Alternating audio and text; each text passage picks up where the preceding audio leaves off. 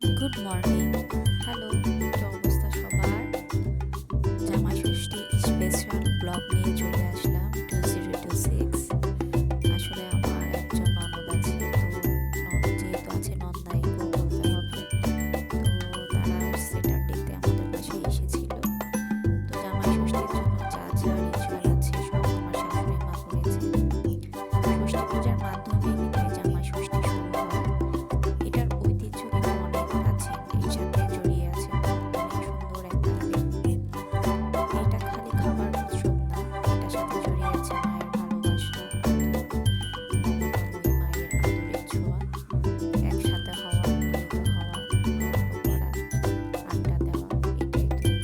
যেহেতু আগে প্রাচীন যুগে বাবার বাড়ি থেকে শ্বশুর বাড়ি অনেক দূরত্ব ছিল, তো বছরে এক দুইবার শ্বশুর বাড়িতে আমন্ত্রণ করা হয় জামাইকে আসার জন্য।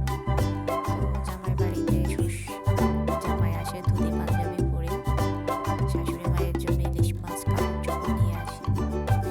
শাশুড়ি মা ইচ্ছে মতো রান্না বান্না করেন, সাথে তো 10-12 রকমের মিষ্টি থাকবে, ফল থাকবে। আসলে এটা এক ধরনের রিচুয়াল জামাইকে আদর করা।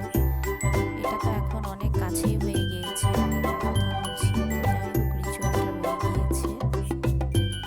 তো রিচুয়ালটা করার পরের দিনের ঘটনা, এই যে ছেলে আবার মাছ খুঁজছে আমার শাশুড়ি মায়ের সাথে।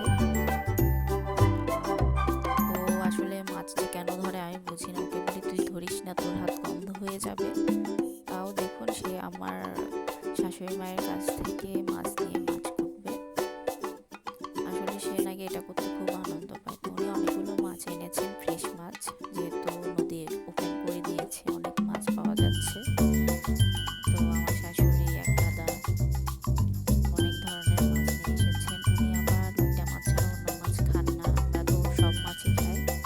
তো সন্ধ্যাবেলা একটু রেস্টুরেন্টে গিয়েছিলাম, তো ধোসা ট্রাই করলাম। আর এটা হচ্ছে আরেক দিনের ব্লগ। আমরা চিড়িয়াখানায় গিয়েছিলাম, অনেক অ্যানিমেল দেখেছি। আসলে আমি অলমোস্ট 15 বছর পর সেখানে গিয়েছি। তো যা দেখে যা ফিল হলো, মানে আগের ভার্সনটাই ভালো ছিল, আরো অনেক কিছু ছিল এখনের তুলনায়। তো যাই হোক, কি করা, ছেলে আনন্দ পাচ্ছে, ও দেখতে পছন্দ করে, এটা হচ্ছে মেন কথা। আর প্রাণী সেরকম ছিল না, সবাই এসেছিল যেহেতু 3টা হলিডে ছিল। ময়ূর দেখে তো সে খুব মহা আনন্দ পেল, অনেক সুন্দর আর ভীষণ ভাইব্রেন্ট কালার। তো এটা দেখে খুব ভালো। আর এটা হচ্ছে তার পরের দিনের ব্লগ। আমরা একটু রিক্সা রাইডিংয়ে বেরিয়েছি। আসলে আমাদের এখান থেকে আম, কাছে অনেক কিছু আছে, তো ভাবলাম একটু রিক্সা নিয়ে বাইরে একটু বেরিয়ে আসি। আর ওয়েদারটাও একটু গ্লুমি ছিল, তো সন্ধ্যা টাইমেই বেরিয়েছি। তো মেঘলা মেঘলা আকাশ, হিমেল বাতাস, ছেলে কোলে বসে আছে। ও আসলে রিক্সায় চড়তে খুব পছন্দ করে। এটা হচ্ছে আমাদের ঐতিহ্যবাহী ডিসি হিল। তো সবাইকে ধন্যবাদ।